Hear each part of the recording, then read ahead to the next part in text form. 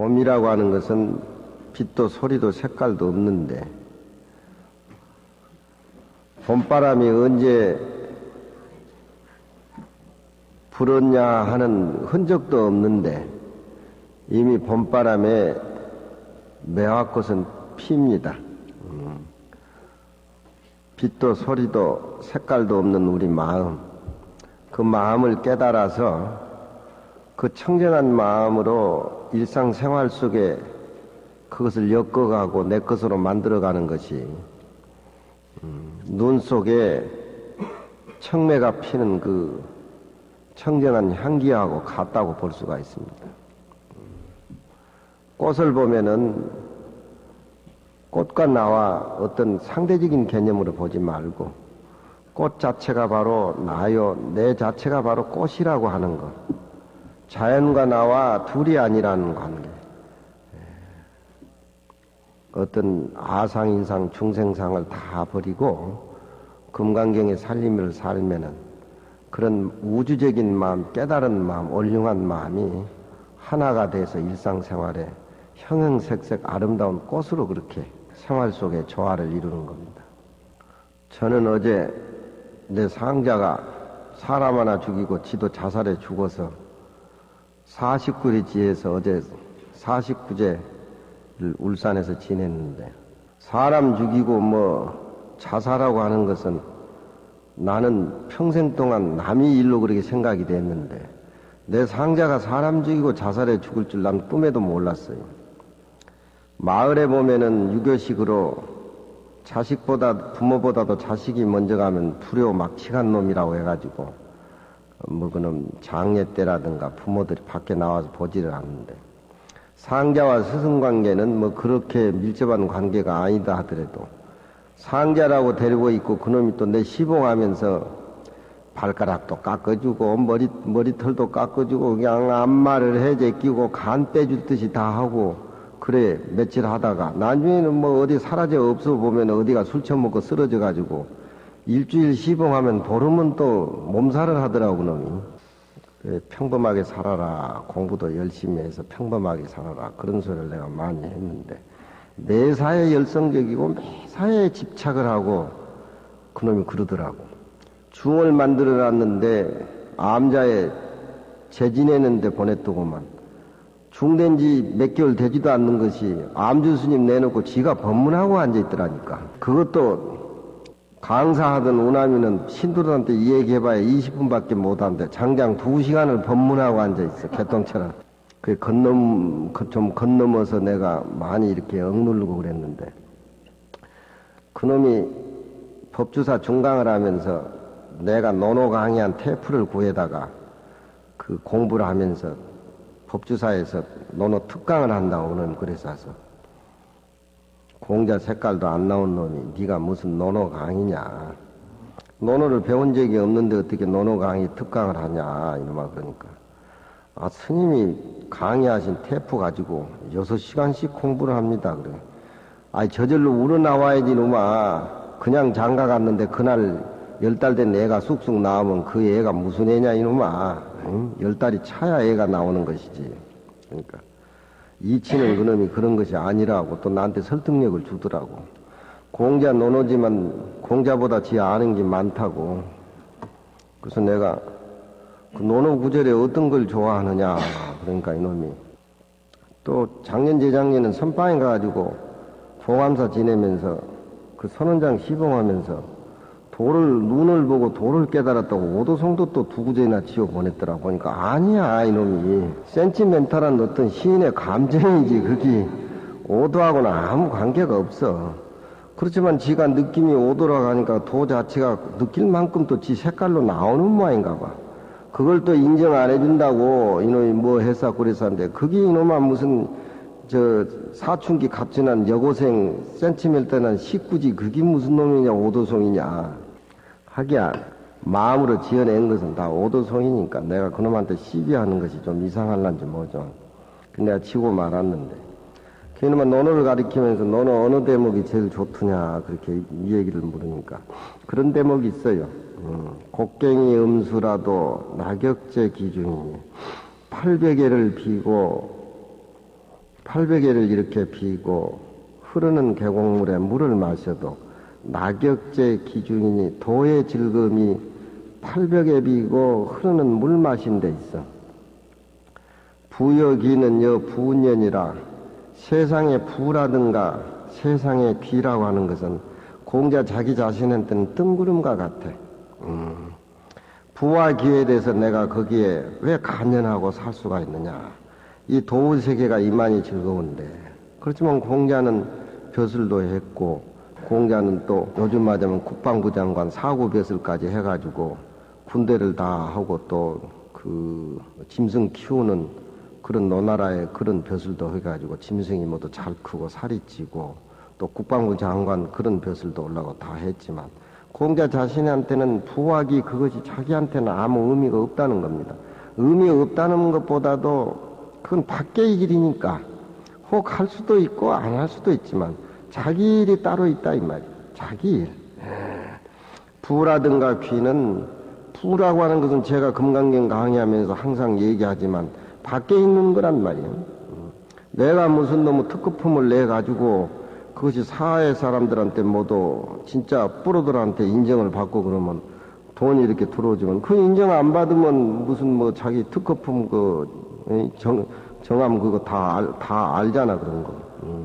돈을 다른 사람이 나한테 갖다 줘야 내가 부자가 되는 것이고 정경이는 그냥 전생업으로 해가지고 그렇게 엮어져가지고 부자가 된 것이지 그렇게 부자 되려고 마음먹어서 부자 되는 게 아니에요. 귀라고 하는 벼슬자리도 그러지. 위에 상관들이 잘 봐줘서 진급을 자꾸 시키고 해서 자꾸 올라가야지. 그렇지만 공자의 마음은 열심히 도하더불어 사는 것이 우선이고 밖에 있는 부와 귀라고 하는 것은 그냥 줘도 그만이고 안 줘도 그만이고 또 너무너무 가난해가지고 벼슬을 해서 그 월급으로 부모의 효를 하고 봉양을 한다 하더라도 포간격탁 저 성직이라든가 야경꾼 근데 요즘 노무현 대통령이 저렇게 출범이 나오니까 모두 그 벼슬자리에 촉각을 세우고 모두 노무현 또 형님이 막 장난하고 뭐 그런다고 또 신문에 나오고 그러더구만. 그것도 꼴뚜기 짓 하는 것이지. 전직 대통령들 그만이 험한 꼴 눈으로 많이 봤는데 거기 부와 귀가 자기하고 아무 관계없고 공자님 같이 뜬구름 같이 대야 벼슬도 하고 국회의원도 하고 대통령도 하고 그래야 사심이 안 붙지. 부와 귀를 하기 위해서 거기에 목적을 두고 하는 사람은 다 아상인상 중생상 자리라든가 돈이라든가 어디든지 자기 생각이 개입이 되걸랑 그게 아상인상 중생상이. 절대 행복의 조건이라고 하는 것은 그런 것이 개입이 되면 자기가 스스로 자멸하고 죽는 거란 말이에요. 그렇지만 금강경에 아공법공을 오고 아상인상 중생상을 없애가지고 비어있는 마음으로 할 적에는 그 부와 귀, 그 세상 사람들이 여기는 소중한 것은 그저 뜬구름이 푸른 산에 감겼다가 흩어지고 흩었다가 감겨진 그 외에 다른 큰 의미가 없다. 그런 말을 한다라고 해가지고 공자가 인류를 무시하고 자기 혼자 무슨 선방에 앉아가지고 그저 혼자 또렷이 생활하다 늙은 그런 형이 아니걸라. 이놈이 그 논어에 그 공자님의 말씀을 제일 소중히 여깁니다. 그래서 이놈이 보통 사기꾼이 아니네 이놈이 속으로. 너 그 말에 대해서 책임질 거냐 이놈아. 그러니까 확실히 책임진다고. 그러니까 논어는 딱 선방생활 수자생활에도 짊어지고 다니겠다고. 그게 말하는 그게 사기꾼이걸랑 그게. 그저 그 뜻대로 열심히 살겠습니다. 좀 이렇게 진중한 맛이 돼야 되는데 그런 것이 아주 그냥 지는 마음에 들어온다. 그렇지만 그놈의 삶을 보면은 술 처먹어야지 보살들 꼬셔가지고 뭐 밥상 내나니 뭐니 어울리고 돌아다녀야지. 그 공자 살림살이가 아니걸랑 그게. 요즘 사람들이 다 얼굴 뺀들이 하고 입만 살아가지고 이런 신문의 지식 같은 거 배워가지고 그렇게 얼굴 맞추고 모습 맞춰가지고 그래 살다가 벗금같이 사라지는 게 요즘 모습으로 사는 사람들이 전부 그냥 그 살림살이가. 그런 미사욕구 다 모르는 사람이 누가 있겠어. 그냥 그놈한테 쏘갔어. 그 어제 내가 49제 법문을 해주면서 네가 나한테 사기를 친 거냐? 내가 너한테 사기를 당한 거냐? 그렇지만 하나의 모습을 보고 사는 사람은 사기칠 사람이 누가 있고 사기 당할 사람이 누가 있냐?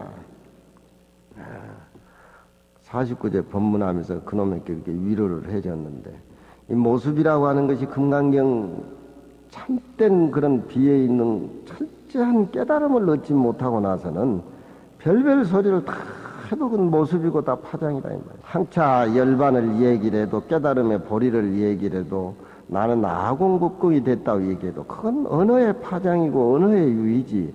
진짜 수행인이라고 수행인이 입에서 나온다고 할 수가 없어. 저 앞에 그러지요. 불 얘기하면 입이 불이 타버리고 물 하면은 물에 빠져서 허우적거리고 그 물과 나와 불이 아닐 적에 그런 어떤 참된 소리가 비어있는 상태에서 울려 나오지. 그게 아무나 금강경에 비어있는 마음 아상인상 중생을 버려라는 말 그 먹혀들지 않는 금강경 공부를 하면은 제가 한 테프도 듣고 야부성 육조스님 법문 들어가지고 그 깨달음으로 이렇게 즐거움으로 생활이 이렇게 이어지면은 이 세상에 그보다도 타 공자님 살림살이나 깨달은 서가모니 살림살이나 서가모니 부처님 49년 설법했지만 진리 자체에서 볼 적에는 한마디도 한 흔적이 없거든. 유마거사가 일체 중생의 병을 다 앓다 보니까 늙은이가 아기같이 빽빽 말라가지고 병들어 누워있지만 그 중생의 병을 앓는다라고 하는 그런 흔적 자체도 없거든. 그 자리는 그저 한 모습이지. 근데 그놈이 나한테 너너 얘기도 했었고 오도송도 지어오고 그런데 업이 버글버글한 놈이야 내가 보니까. 그래도 그놈이 하도 말을 잘하고 뿍뿍 우게 되니까 뭐냐 오도송 해서 초경성 했다. 너는 공자가 좋아하는 800개를 비고 골짜기에 흐르는 물을 마시면서도 낙엽제 기중이니 도가 그 800에 비고 흐르는 물을 마신데 그 가운데 있으니 부여기는요 부운년이라. 부와 기라고 하는 것은 저 푸른 청산에 흰구름이 감겼다가 흩어지고 흩었다 감겨지고, 구름이라고 하는 것은 도인의 살림살이 무심을 두고 얘기하는 겁니다. 구름이 산에 이렇게 에워싸고 산에 위에 얹혀 있을 적에 내가 산 위에 앉아 있다든가 바람이 불면 내가 또 떠난다든가 그런 살림살이가 구름한테는 무심이지 금강경에 비어 있는 것이지.